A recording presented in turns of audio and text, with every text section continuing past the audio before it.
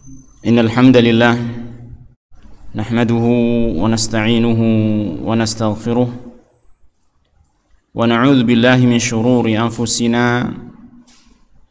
ومن سيئات أعمالنا من يهده الله فلا مضل له ومن يضلل فلا هادي له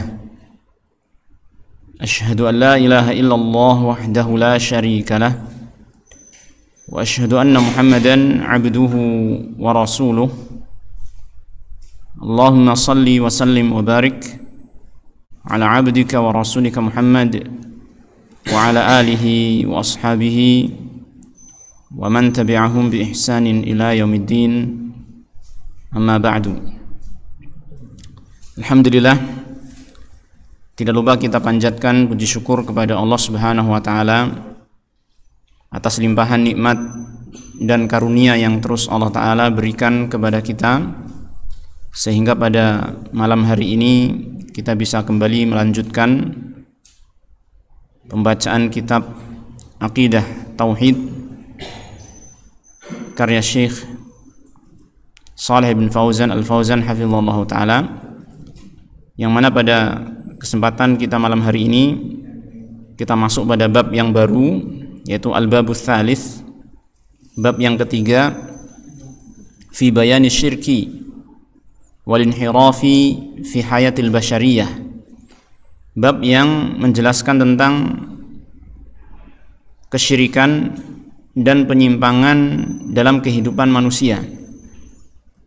Jadi setelah kita mempelajari tentang pondasi yang sangat mendasar, yaitu tauhid, yang itu terbagi menjadi tiga, yaitu tauhid rububiyah, tauhid uluhiyah, dan tauhid asma wa sifat, maka kita semestinya juga mempelajari perkara-perkara yang bertentangan dengannya, baik itu yang bertentangan, yang menghilangkan tauhid secara keseluruhan ataupun yang menguranginya. Dan kitab ini, yaitu kitab Aqidatut Tauhid, adalah kitab yang akan menjelaskan tentang itu semua insyaallah ta'ala. Menjelaskan tentang tauhid itu sendiri, kemudian menjelaskan perkara-perkara yang bertentangan dengannya, baik yang menghilangkan tauhid secara keseluruhan atau yang menguranginya.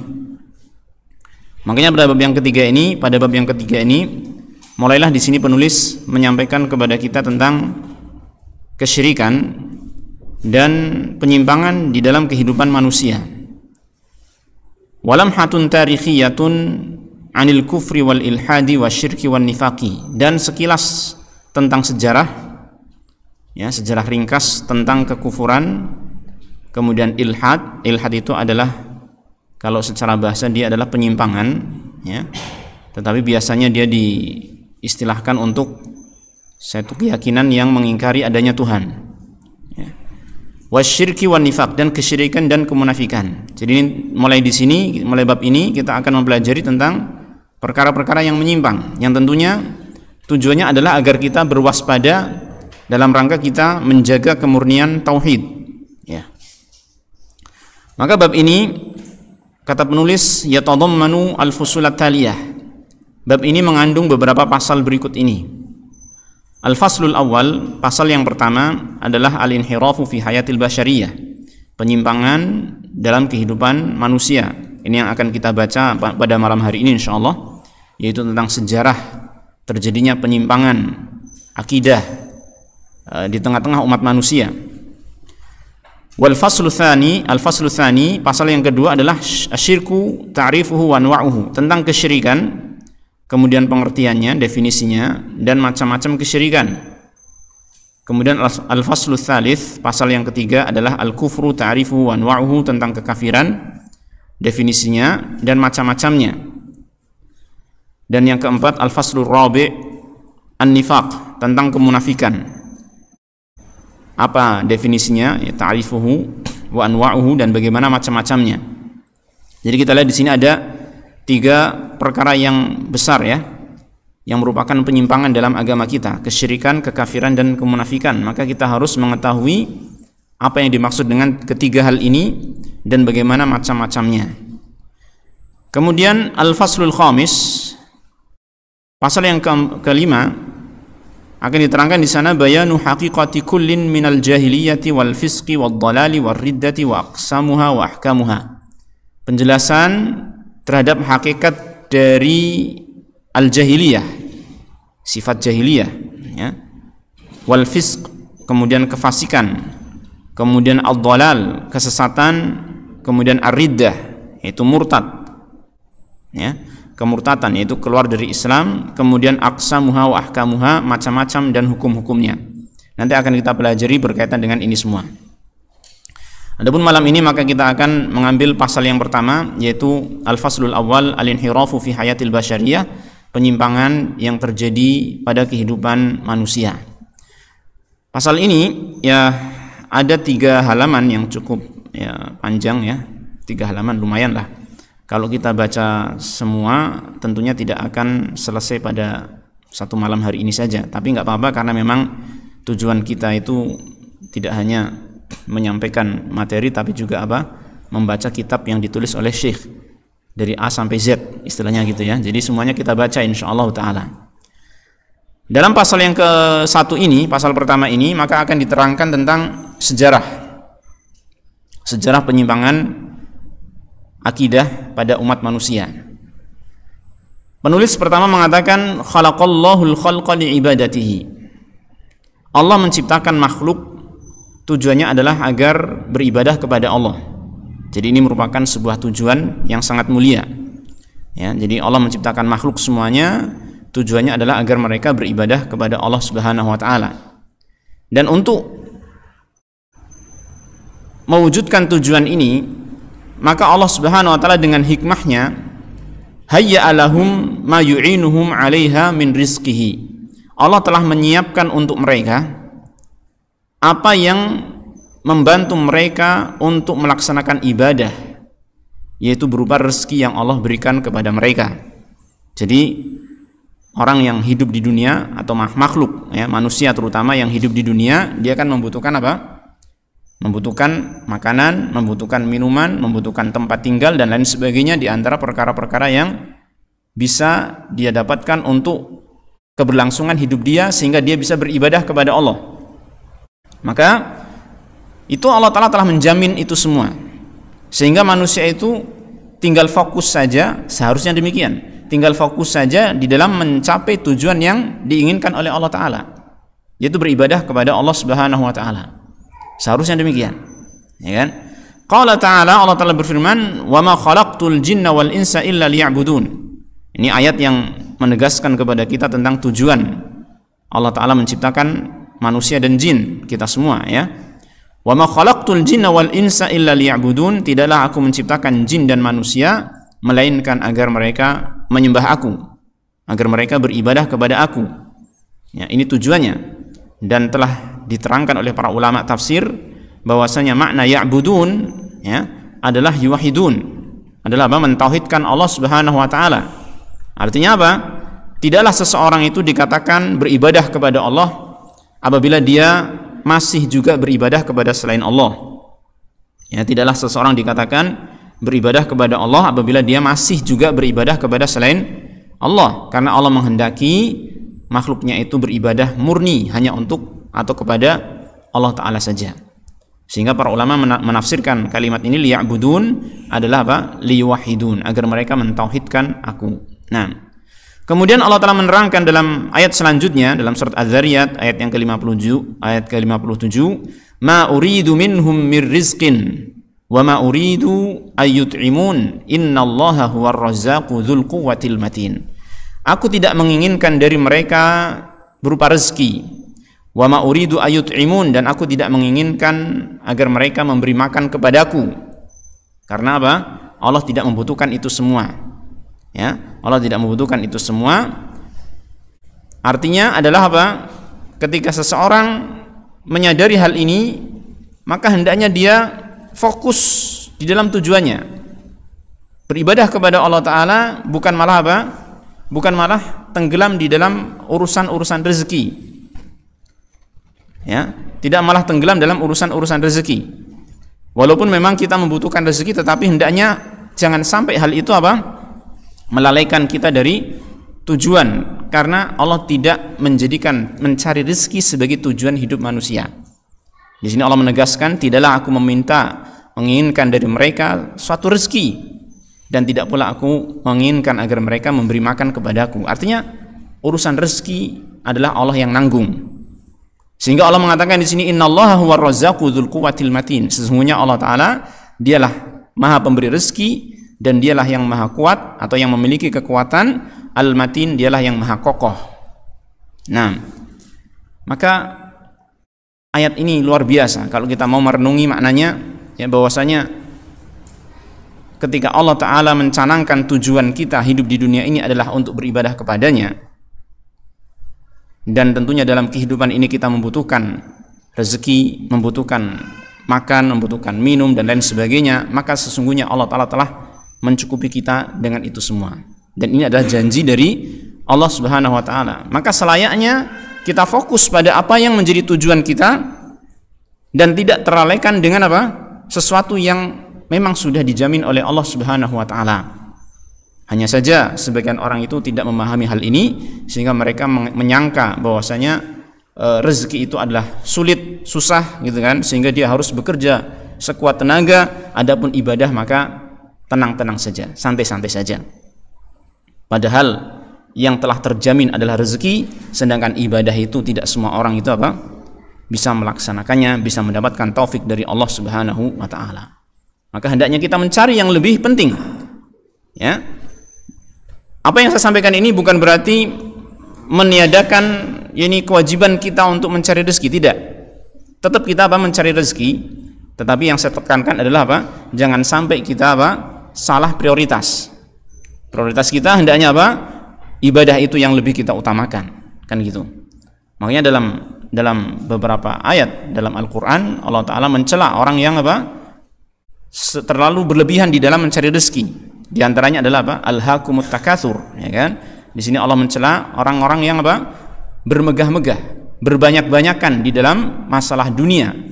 Di antaranya adalah masalah rezeki dan lain sebagainya. Telah melalaikan kalian at-takatsur, yaitu bermegah-megahan, bermewah-mewahan, berbanyak-banyakan di dalam masalah dunia. Ini dicela oleh Allah SWT. Ya.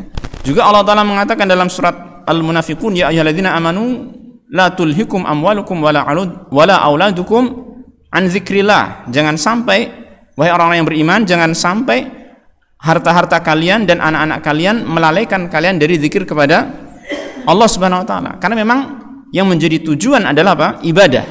Sedangkan harta, ya, rezeki itu hanya sebagai pembantu saja, penolong saja, dan itu sudah dijamin oleh Allah Subhanahu wa Ta'ala. Maka kalaupun seorang misalkan ya, mendapati keadaan di mana dia merasakan ekonominya sempit, ya, seret, maka jangan sampai dia itu apa? Lupa dalam beribadah kepada Allah. Bahkan dia harus tambah ibadahnya kepada Allah, meminta kepada Allah apa? Agar diluaskan rezekinya. Di samping juga dia berusaha dengan cara-cara yang dihalalkan oleh Allah Subhanahu wa Ta'ala, karena itu juga termasuk bagian dari apa? Ibadah kepada Allah Subhanahu wa Ta'ala. Ya. Baik, ini beliau sampaikan sebagai pendahuluan untuk menyampaikan tentang apa? Sejarah penyimpangan umat manusia. Karena ketika Allah Ta'ala menjadikan tujuan manusia diciptakan adalah untuk beribadah, maka tentunya, ya, manusia yang pertama kali Allah ciptakan adalah manusia yang mencapai tujuannya. Artinya apa? Yaitu manusia yang tidak menyimpang. Maksudnya demikian. Manusia yang masih berada di atas apa? Tauhid, yang mereka beribadah kepada Allah Subhanahu wa Ta'ala. Sehingga nanti akan kita ketahui bahwasanya dari sejarah kehidupan manusia, penyimpangan-penyimpangan adalah hal yang baru muncul belakangan. Adapun yang asalnya adalah manusia itu adalah apa? Bertauhid kepada Allah Ta'ala, berada di atas jalan yang lurus. Ini pada asalnya. Karena memang itulah tujuan Allah Ta'ala menciptakan manusia, kan gitu. Maka diterangkan selanjutnya di sini, wan nafsu bi fitratiha idza turikat kanat muqirratan lillahi bil ilahiyyati muhibbatan lillahi. Dan jiwa manusia bifitratiha, dengan fitrahnya. Fitrah itu maksudnya adalah dengan apa yang Allah ciptakan dalam dirinya. cetakannya gitu kan, dengan fitrahnya, dengan cetakan jiwa tersebut yang Allah Ta'ala berikan.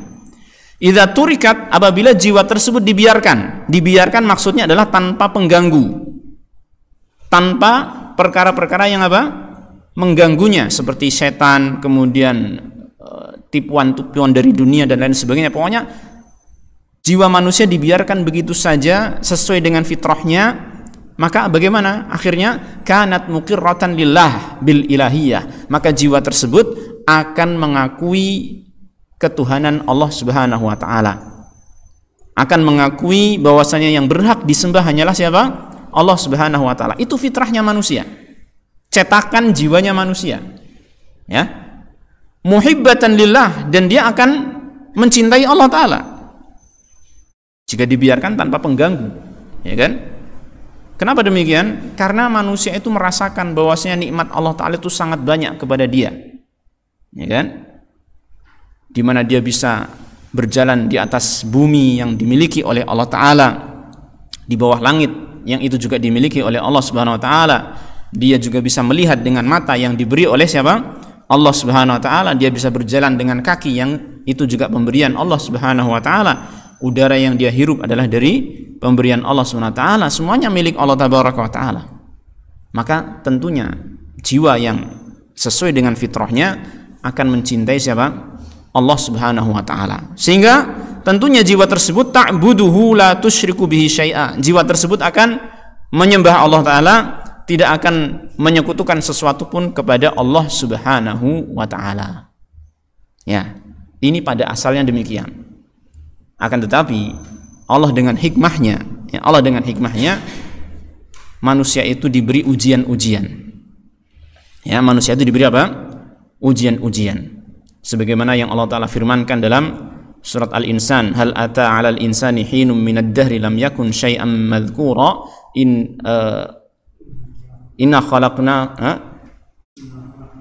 Inna khalaqnal insana min nutfatin amsyajin nabtalihi faja'alnahu sami'an basira, ya kan? Inna khalaqnahu min nutfatin amsyaj. Kami ciptakan manusia itu dari air mani yang tercampur. Ya. Nabtalih, kami ingin mengujinya. Jadi Allah Ta'ala memang punya tujuan menguji manusia di dunia ini, sehingga tidak akan mungkin didapati manusia yang tanpa gangguan. Manusia yang tanpa apa? Pengganggu dari kalangan setan dan tentaranya, tidak akan mungkin. Itu memang ujian, ya kan? Hidup dunia itu mesti ada ujian. Tidak mungkin hidup itu dari awal penciptaan sesuai dengan fitrah sampai akhirnya tidak ada pengganggu, nggak mungkin. Ya, karena memang Allah Ta'ala menghendaki adanya ujian di dunia ini. Baik. Walakin yufsiduha wa yanharifu biha an dzalika ma yuzayyinu laha syayatinul insi wal jin. Ini dia. Jadi asalnya jiwa manusia sesuai dengan fitrahnya itu pasti akan menyembah Allah. Akan tetapi apa? Lakin yufsiduha, ternyata jiwa itu dirusak. Wa yanharifu biha, dan diselewengkan. An dzalika, dari hal tersebut, dari tujuan yang mulia tadi, tujuan yang utama tadi, yaitu beribadah kepada Allah, diselewengkan oleh apa? Ma yuzayyinu laha syayatinul insi wal jinni, yaitu diselewengkan dan dirusak oleh perkara-perkara yang dihias-hiasi oleh setan-setan dari kalangan manusia dan jin. Ya, setan-setan dari kalangan manusia dan jin, ini menghias-hiasi perkara-perkara yang menyimpang, menghias-hiasi perkara-perkara yang batil, sehingga orang itu terpikat dengannya, kemudian dia itu akhirnya apa?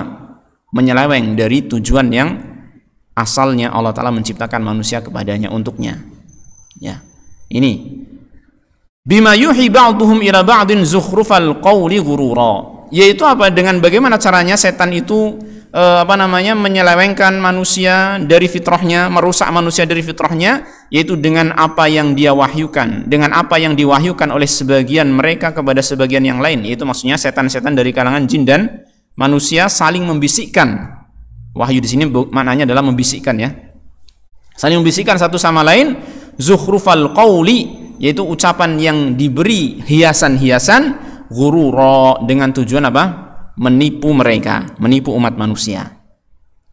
Ya, jelas ya ini ya. Jadi pada asalnya Allah Ta'ala menciptakan makhluk itu, menciptakan manusia dan jin, tujuannya adalah untuk beribadah kepada Allah Ta'ala saja. Dan Allah telah membekali dengan fitrah. Dengan apa? Fitrah yang ada pada diri setiap manusia, setiap jin juga ada, semuanya mengakui apa? Bahwasanya Allah lah yang berhak untuk disembah, dan mereka pasti akan menyembah Allah Ta'ala seandainya tidak ada apa? Pengganggu-pengganggunya. Akan tetapi dengan hikmahnya Allah Subhanahu wa Ta'ala mengadakan para pengganggu ini, yaitu para setan-setan dari kalangan jin dan manusia, yang mereka saling membisikkan satu sama lain ucapan-ucapan yang dihias-hiasi sehingga manusia banyak yang tertipu. Jelas ya? Fat tauhidu markuzun fil fitrah. Maka tauhid itu sebenarnya sudah tertancap di dalam fitrah manusia, sudah tertanam di dalam fitrah manusia, sudah ada ya di dalam fitrah manusia. Wasyirku tari'un wa dakhilun 'alaiha. Sedangkan kesyirikan itu adalah perkara yang muncul belakangan dan dia merupakan perkara yang masuk menyusupi kepada jiwa manusia. Ya. Ini isyarat bahwasanya manusia dari awal itu sebenarnya bertauhid. Kemudian belakangan muncul apa? Penyimpangan, syirik dan lain sebagainya. Ya. Taib. Qala ta'ala, Allah Ta'ala berfirman, fa'aqim wajhaka lid-dini hanifa fitratallahi allati fatara an-nasa 'alaiha la tabdila li khalqillah. Dalam surat Ar-Rum ayat 30. Allah mengatakan fa'aqim wajhaka, maka luruskanlah wajahmu atau hadapkanlah wajahmu lid-dini hanifa, untuk agama ini dengan cara yang lurus, secara lurus ya. Fitratallahi allati fatara an-nasa 'alaiha, tetapilah fitrah yang telah Allah Ta'ala jadikan pada manusia padanya. Ya, fitratallahi, ini kalimat ini fitratallah maknanya adalah apa? Tetapilah, ya, hendaknya kalian menetapi fitrah yang telah Allah Ta'ala ciptakan manusia pada fitrah tersebut. Artinya apa? Allah Ta'ala menjadikan fitrah manusia bertauhid, dan Allah memerintahkan kita itu untuk apa? Menetapi tauhid yang sesuai dengan fitrah ini. La tabdila li khalqillah, dan tidak ada perubahan di dalam penciptaan Allah terhadap manusia. Artinya setiap manusia yang lahir pasti membawa fitrah. Tidak ada yang tidak. Seluruhnya manusia yang lahir pasti apa? Membawa fitrah. Baik dia itu lahir dari rahim orang yang beragama Islam, atau orang yang lahir, bayi yang lahir dari rahim yang beragama selain Islam, yang tidak bertauhid, maka semuanya bayi yang lahir itu apa? Senantiasa membawa fitrahnya. La tabdila li khalqillah. Ya. Maka dikatakan dalam hadis, qala Rasulullah SAW, kullu mauludin yuladu alal fitrah. Setiap bayi yang lahir pasti dilahirkan di atas fitrah. Artinya memiliki cetakan, ya, jiwanya itu memiliki cetakan apa? Sesuai dengan apa yang Allah kehendaki, tauhid, gitu kan? Akan tetapi apa? Manusia itu ya, ketika lahir aslinya di atas fitrah, namun lingkungannya itu yang mempengaruhi dia untuk berubah dari fitrahnya. Fa'abawahu, contohnya adalah fa'abawahu yuhawidanihi, kedua orang tuanya menjadikan anak tersebut beragama Yahudi, au yunassiranihi, atau menjadikan anak tersebut beragama Nasrani, au yumajjisanihi, atau menjadikan anak tersebut beragama Majusi. Jadi yang mempengaruhi adalah apa? Lingkungan sekitarnya yang menjadikan dia menyimpang. Fal aslu fi bani adama at-tauhid, maka yang menjadi asal, ya, pada manusia anak keturunan Adam adalah tauhid. Taib ini. Maka jangan sampai kita istilahnya apa? Terpengaruh oleh propaganda orang-orang yang menuduh dakwah yang mengajarkan kepada tauhid, ya, dianggap sebagai dakwah yang baru. Ya, kalian ini kok sukanya menyelisihi nenek moyang, ya enggak? Tradisi nenek moyang kalian enggak mau ikutin. Ini agama baru ini, gitu kan? Padahal enggak demikian, ikhwan. Yang baru adalah apa? Kesyirikan. Nenek moyangnya nenek moyang, ya, ini Nabi Adam alaihissalam, ya kan, dan anak keturunannya, mereka berada di atas tauhid. Jadi agamanya nenek moyang lagi bukanlah tradisi-tradisi kesyirikan itu, bahkan apa? Tauhid. Ya, jadi enggak, dakwah tauhid itu sebenarnya bukan dakwah yang baru. Bukan dakwah yang baru. Makanya jangan sampai kita tertipu dengan propaganda tersebut, ya kan? Setelah kita mengetahui tentang sejarah manusia. Lalu Syekh mengatakan di sini, wa dinul haqqu huwal Islam, dan agama yang benar adalah Islam. Islam dengan makna secara umum ataupun makna secara khusus. Maksudnya apa? Islam dengan makna secara umum adalah yakni al-istislamu lillahi bit-tauhid wal inqiyadu lahu bit-ta'ah wal bara'atu minasyirki wa ahlihi. Itu makna Islam secara umum.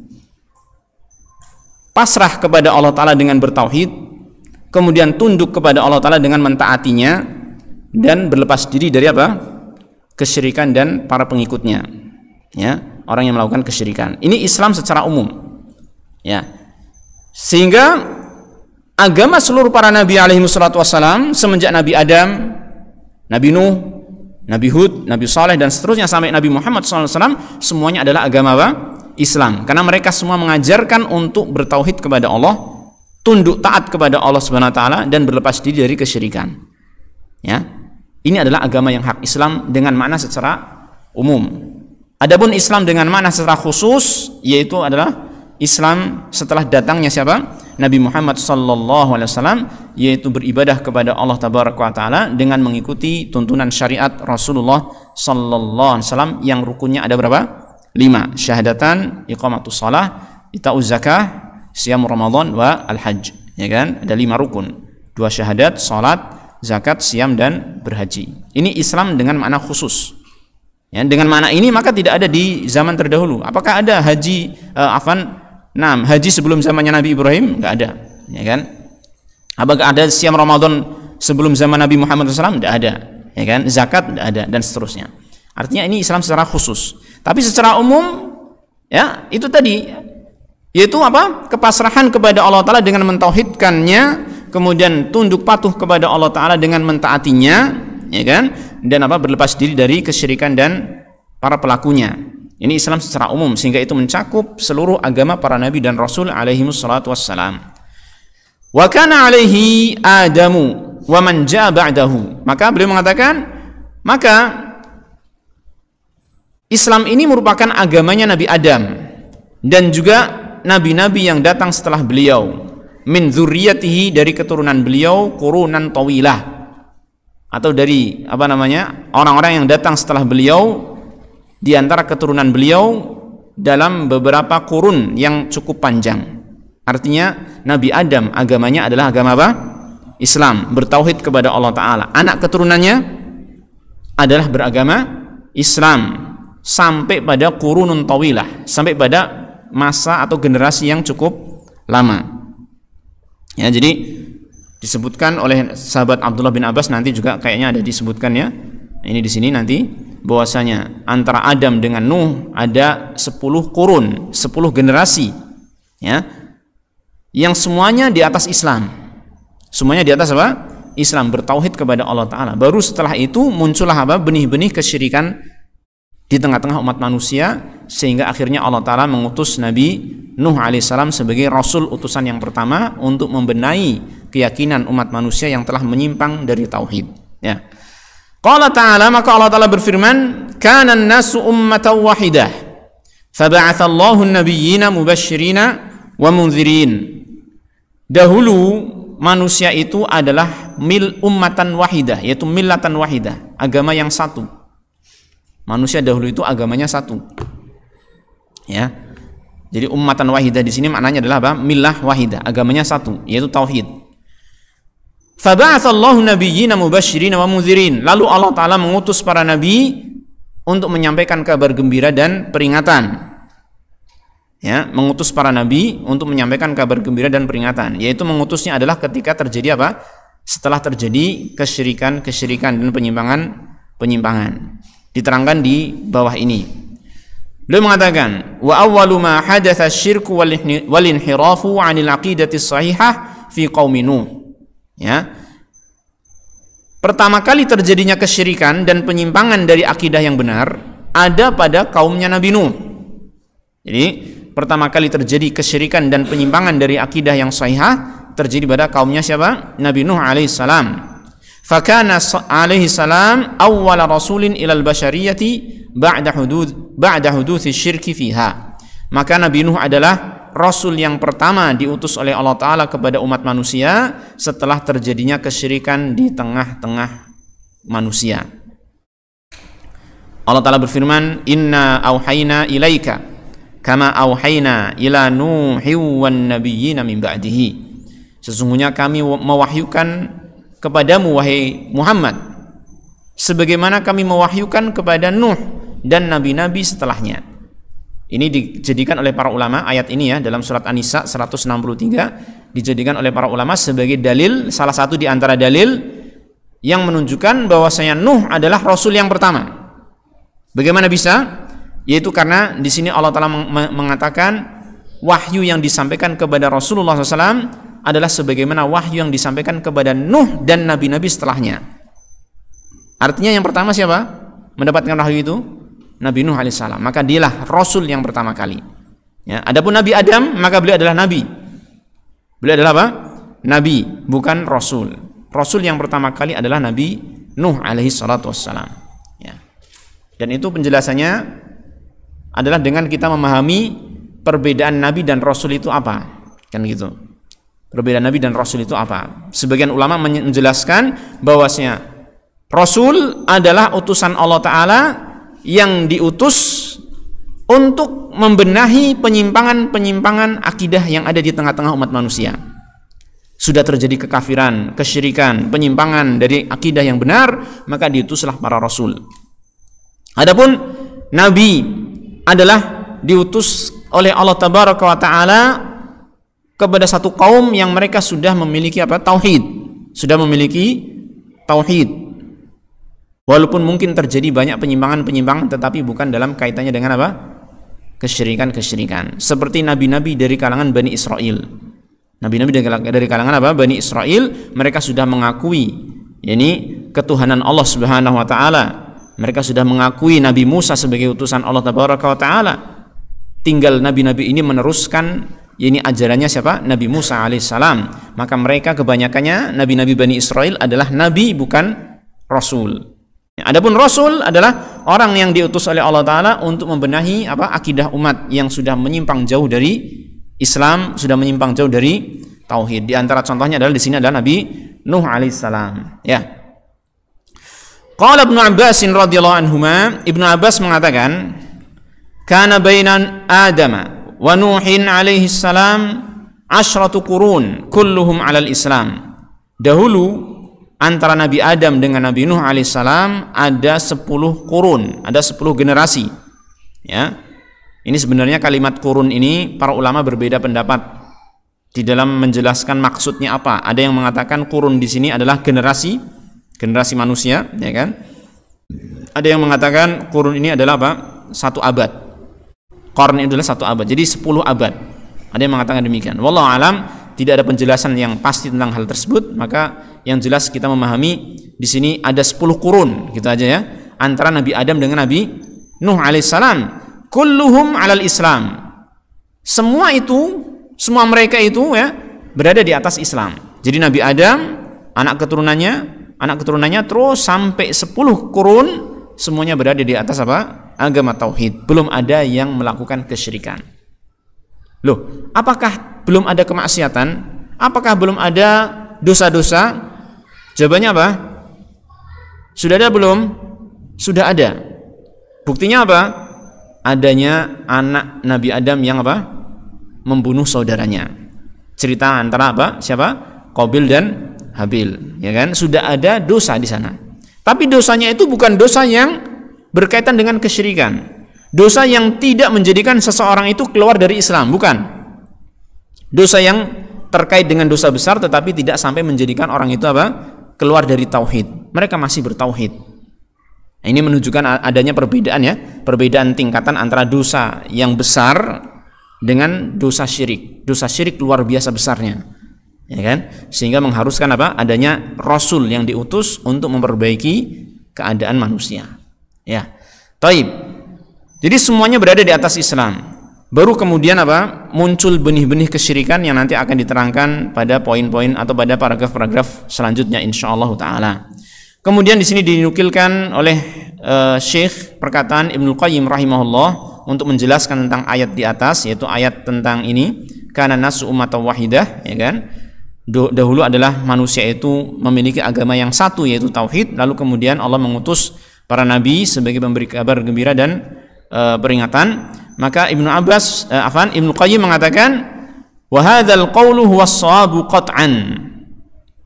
Ya. Ini pernyataan yang disampaikan oleh Ibnu Abbas radhiyallahu anhuma dikomentari Ibnu Qayyim, pendapat ini adalah yang benar tentu saja. Wa hadzal qawlu huwas shawabu qat'an. Pendapat ini adalah yang benar tentu saja. Fa inna qira'ata Ubay bin Ka'b yakni fi ayatil Baqarah fakhtalafu fa ba'atsallahu an-nabiyyin. Karena bacaan yang dibaca oleh Ubay bin Ka'ab pada ayat dalam surat Al-Baqarah yang di atas tadi, ya kan? Kana an-nasu ummatan wahidah, ya kan? Kemudian apa? Ubay bin Ka'ab mengatakan fakhtalafu fa ba'atsallahu an-nabiyyina mubasysyirina wa mundzirin. Jadi ada satu bacaan yang diriwayatkan dari Ubay bin Ka'ab, tentunya ini bacaan yang tidak tidak sama dengan apa yang kita baca saat ini, tetapi itu warid, ya, artinya datang memang betul dari Ubay bin Ka'ab, beliau membaca demikian. Dan kata para ulama biasanya yang seperti ini dikategorikan sebagai tafsir, sebagai apa? Tafsiran dari ayat tersebut. Ini manusia dahulu adalah umat yang satu, yaitu agamanya satu. Fakhtalafu, lalu mereka berselisih. Faba'atsallahu nabiyyin, lalu Allah Ta'ala mengutus para nabi. Ya. Kemudian Ibnu Qayyim mengatakan, wa yashhadu li hadhil qiraah, yang menjadi syahid atau bukti ataupun penguat terhadap bacaan Ubay bin Ka'ab ini, yakni penguat terhadap makna yang dibaca oleh Ubay bin Ka'ab ini adalah qauluhu ta'ala fi surati Yunus, firman Allah Ta'ala dalam surat Yunus, wa ma kana an-nasu illa ummatan wahidatan fakhtalafu. Tidaklah manusia itu dulu melainkan umat yang satu, agamanya satu, lalu kemudian mereka berselisih sehingga akhirnya Allah Ta'ala mengutus para nabi dan rasul alaihi wassalatu wassalam. Nah, di sini ma'asyiral muslimin, ma'asyiral ikhwah, azanillahu wa iyyakum jami'a, kita ketahui, ya, ini sepenggal dari sedikit yang akan kita pelajari dalam sejarah penyimpangan manusia, karena waktunya juga sudah habis. Nanti insya Allah masih ada lanjutannya tentang bagaimana terjadinya penyimpangan, ya. Jadi ini kita lihat bahwasanya kita lihat bahwasanya sejarah kehidupan manusia itu diawali dengan tauhid, ya kan? Diawali dengan tauhid. Maka orang-orang yang menyimpang, orang-orang yang berbuat syirik itu adalah datang belakangan. Artinya keyakinan kesyirikan ini merupakan perkara-perkara yang baru, ya, yang semestinya harus disingkirkan dan dibersihkan dari keyakinan umat manusia. Karena asal manusia adalah mereka bertauhid kepada Allah Subhanahu wa ta'ala, ya. Ini sedikit tentang apa yang kita baca. Nanti insyaallah kita masih lanjutkan, yaitu berkaitan dengan sejarah penyimpangan akidah di tengah-tengah umat manusia. Tentunya nanti akan disampaikan ini bagaimana kejadian setelah Nabi Nuh, ya, kemudian sampai pada masanya Nabi Muhammad SAW, yang ternyata memang demikianlah, kadang-kadang manusia berada tauhid, kemudian muncul kesyirikan, kemudian dibersihkan oleh para rasul, muncul kesyirikan lagi, kemudian diutusnya rasul lagi untuk membersihkan umat manusia dari kesyirikan. Demikian ma'asyiral ikhwah, azanillahu wa iyyakum jami'an. Sementara kita cukupkan sampai sini, insyaallah kita lanjut pada pertemuan mendatang. Wassallallahu wasallam ala nabiyyina Muhammadin wa ala alihi wa sahbihi ajma'in. Wa akhiru da'wana alhamdulillahi rabbil alamin.